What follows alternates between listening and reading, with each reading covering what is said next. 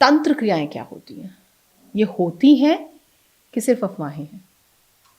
सबसे पहले तो बहुत बहुत धन्यवाद कि आपने मुझे बुलाया।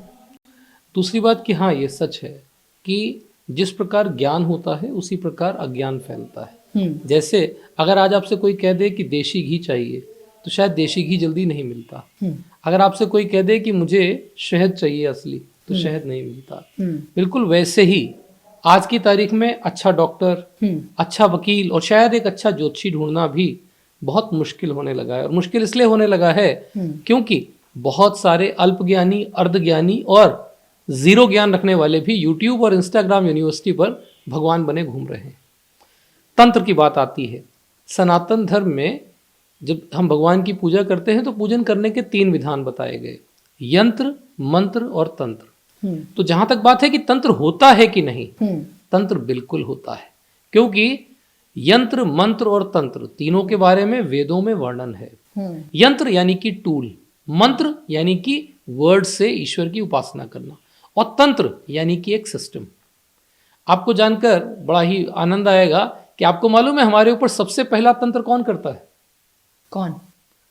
जब हमारा जन्म होता है तो हमारी माताएं, हमारी दादी, हमारी बुआ आती हैं और बच्चे के ऊपर से नमक राई ऐसे उतारेंगी या पैसे उतारेंगी और उतार करके किसी को दान कर देंगी। यह है पहला तंत्र। यानी कि ये एक ऐसा सात्विक तंत्र है जिससे कि बच्चे की नज़र उतारी जाए। नज़र उतारना भी तांत्रिक क्रिया का एक पार्ट है।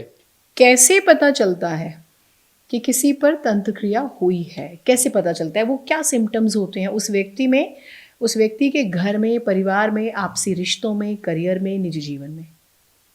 तंत्र आपके ऊपर है, इसको जानने के बहुत सरल तरीके हैं। पहला, अपने यहाँ माना जाता है कि जिसके ऊपर भी नेगेटिव एनर्जी या नज़र है उसकी जो आई लैशेज है यानी आँखों की जिसे बिन्नी कहते हैं बिल्कुल स्ट्रेट हो जाएगी। आप घर की जो हमारी माताएं, बहनें, दादी हैं, आप देखोगे बच्चे की अगर नज़र लगी, कहती नज़र लगी, देखो इसकी बिन्नी सीधी हो गई है, तो वो लोग कहते हैं, बता देते हैं कि ये इसकी आई लैशेज सीधी हैं यानी इस पर नज़र लगी है। बिल्कुल वैसे ही अगर किसी के घर में तंत्र है तो आप देखेंगे मकड़ी का जाला अनायास लगता रहेगा। बहुत ज़्यादा मकड़ी के जाले लगेंगे। आज साफ करेंगे, कल फिर लग जाएगा, परसों साफ करेंगे, फिर अगले दिन लग जाएगा। दूसरी जो टेस्टिंग है वो है कि आप देखेंगे कभी कभी लाल चींटियों का घर पे आना बहुत हो जाएगा। तीसरी जो टेस्टिंग है, आप देखेंगे कभी कभी अचानक 15-20 हज़ार काली चींटियां इकट्ठे दिखाई दी और अचानक गायब हो गई। चौथा एक टेस्टिंग हम मानते हैं, जहां पे भी नेगेटिव एनर्जी होती है हम मानते हैं कि तुलसी मैया का जो पौधा है वो वहां नहीं टिकता। तो आप देखेंगे अच्छे से अच्छा पौधा लगाया, बहुत संभाल के रखा केयर के साथ, पर वो पौधा जल गया।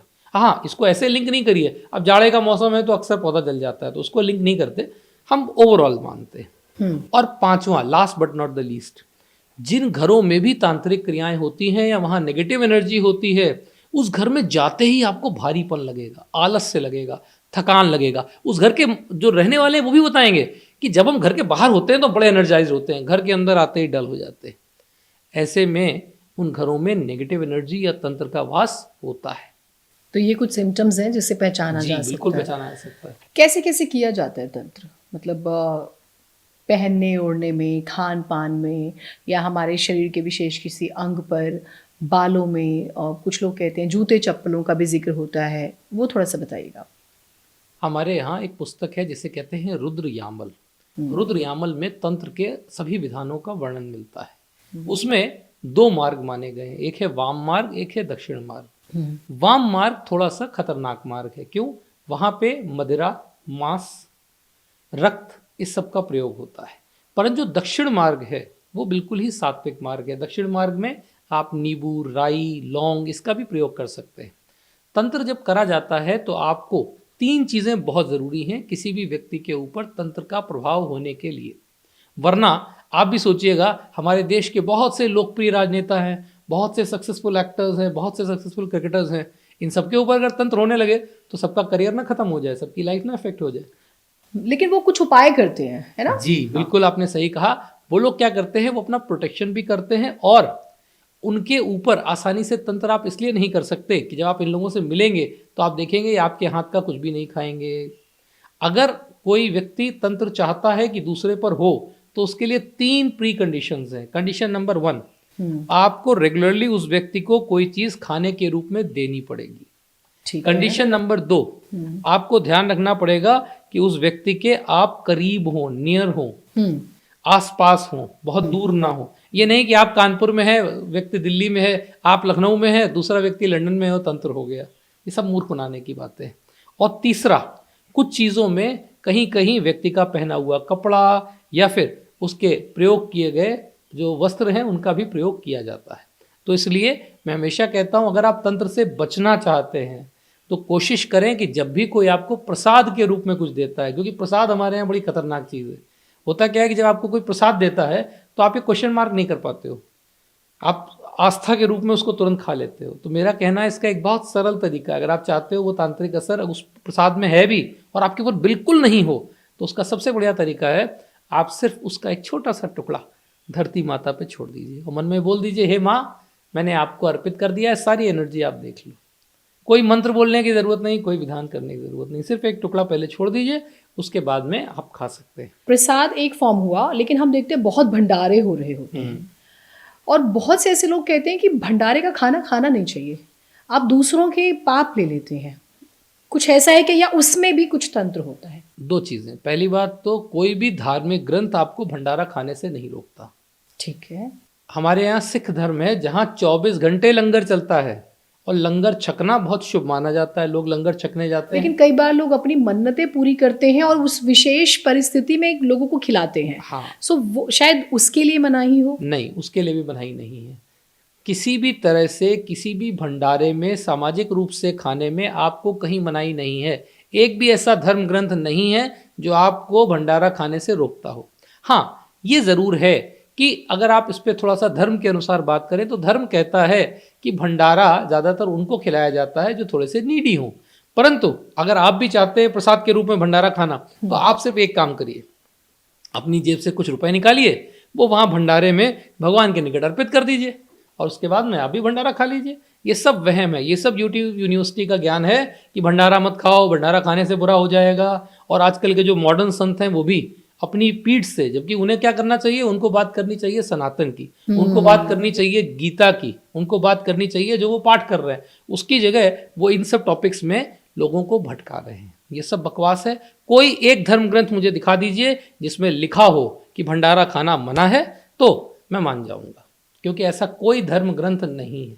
आप भंडारा आराम से खाइए। उल्टा भंडारा के माध्यम से तंत्र हो ही नहीं सकता, क्योंकि वो जनरल है। उसमें ये थोड़ी मालूम है कि आप खाने आओगे कि मैं खाने आऊंगा। वो तो कॉमन, कोई भी आ सकता है, राह चलते कोई भी आ सकता है, कोई भी आया, किसी ने भी खा लिया, जिसने खाया उसे आशीर्वाद प्राप्त हुआ। उल्टा मैं तो ये मानता हूं कि आप कभी देखिएगा, आप घर में जब सब्जी बनाते हैं और उसमें थोड़ा सा नमक कम होता है या चावल थोड़ा हल्का होता है तो आपको कमी दिखती है, पर भंडारे में या लंगर छकते समय वो ठंडी रोटी भी स्वादिष्ट लगती है। ये बात सच है कि भंडारे का स्वाद अलग होता है और उसकी उसमें चाहे सब्जी हो, पॉजिटिव एनर्जी आ जाती है। ये बात सच वो है। हो सकता है वो आलू छिला हुआ ना हो सकता है वो चावल पका ना हो, ठीक बात, परंतु उसमें इतनी पॉजिटिव एनर्जी होती है, इतनी ऊर्जा होती है कि आपको अच्छा लगेगा ही। तो इसलिए बिल्कुल भी कहीं भी भंडारा चल रहा है। और लखनऊ शहर के बारे में तो हमेशा बोलता हूँ, लखनऊ एक ऐसा शहर है जहाँ ज्येष्ठ के महीने में यानी ज्येष्ठ मास में कोई भूखा रह ही नहीं सकता, क्योंकि यहाँ तो बड़ा मंगल, और मंगल नहीं, अब तो बहुत अच्छी चीज़ हो गई। मैंने देखा, अब मैंने एक नया ट्रेंड देखा। पहले तो क्या होता था, खाली मंगलवार को करते थे, अब लोग पूरे महीने हर जगह भंडारा लगा है। तो मैं तो कोई कहता हूँ कि ज्येष्ठ महीने में लक्ष्मणपुरी में कोई व्यक्ति भूखा नहीं सो सकता। तो बहुत अच्छी चीज़ है। तो लोगों के पास पैसा बहुत आ गया या लोग बहुत धार्मिक हो गए, इसका रीजन क्या मानते हैं आप? या फिर एक चेंज है या सोशल मीडिया? मैं इसको एक सकारात्मक चेंज के रूप में देखता हूँ। पैसा पहले भी था, पैसा आज भी है। तिरुपति जी में पहले से भी भंडारा चलता था, दरबार साहिब अमृतसर में पहले से चलता है। हाँ। अभी मैं पढ़ रहा था, एक ट्रेन है जो दरबार साहिब से निकलती है, वहाँ उन्होंने नियम बना रखा है कि उस ट्रेन में बैठे हुए हर व्यक्ति को लंगर का भोजन फ्री ऑफ कॉस्ट मिलता है। और आज से नहीं मिल रहा है, वो बहुत सालों से दे रहे हैं वो लोग।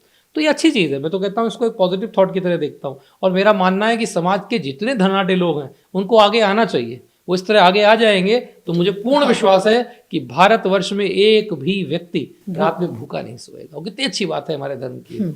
शॉर्ट सवाल रहेंगे, शॉर्ट आंसर्स का है ना। एक मैं 5 कुछ ऐसे सवाल लाई हूँ जो मेरे सर्कल के लोगों ने मुझसे कहा कि जरूर पूछना। हाँ। बिल्ली के रास्ता काटने से नुकसान होता है? बिल्कुल नहीं होता। किसी के छींकने से काम रुक जाता है? ऐसा बिलीव किया जाता है कि अगर कोई आपके सामने छींक रहा है तो ईश्वर का यह इंडिकेशन है कि शायद कोई बाधा आगे आने वाली है। रुक जाओ, हाँ, अलर्ट हो जाओ। अलर्ट हो जाओ। हम्म। अगर छत पर कौवा बोलता है तो किसी की डेथ होती है? छत पर कौवा बोलना सनातन धर्म में पितरों का भी माना जाता है, जरूरी नहीं है कि डेथ होती है, कभी कभी पितरों का आशीर्वाद भी आ रहा होता है। अच्छा, तो मतलब नेगेटिव नहीं हुई है। नहीं, झाड़ू को कैसे रखना है? नॉर्थ इंडिया में कुछ और है, साउथ इंडिया में कुछ और है, तो ये बताइए। मतलब सनातन धर्म में हम लोग झाड़ू को हमेशा लक्ष्मी जी के पॉजिटिव एनर्जी से भरपूर मानते हैं। ठीक है। इसीलिए आप देखेंगे बहुत से लोग धनतेरस पर झाड़ू खरीदते हैं, हाँ, ठीक, और उसको लाते हैं। हम ये मानते हैं, बिलीफ। अब देखिए यहाँ हम मान्यता बोल रहे हैं, क्योंकि सनातन धर्म 3 चीजों से बना है। एक है धर्म जो स्टैटिक है, दूसरी है मान्यता जो समय समय के अनुसार लोगों के अपने एरिया और भी बदल जाती है, और तीसरी है रीति। रीति मतलब ट्रेडिशंस। हो सकता है आज रीति है, कल रीति बदल जाए। जैसे आज एक शादी करना रीति है, दशरथ जी की 3 पत्नियां थी तो उन्होंने गलत थोड़ी किया था, उस समय रीति थी। कृष्ण जी को लेकर इतनी कंट्रोवर्सी कृष्ण रहती जी है। की 8 पत्नियां थी, क्योंकि उस जमाने में पॉलीगैमी और पॉलीएंड्री होता था, बहुपत्नी प्रथा और बहुपति प्रथा था। तो सनातन धर्म के अनुसार अगर मैं बोलूं तो मेरा ये मानना है कि झाड़ू को जो मान्यता है इस समय यह है कि झाड़ू को लिटा करके रखना चाहिए, झाड़ू खड़ी नहीं रखनी चाहिए। नहीं रखनी चाहिए। हाँ, ठीक। आई होप कि आप लोगों को थोड़ा सा मिथ क्लियर हुआ होगा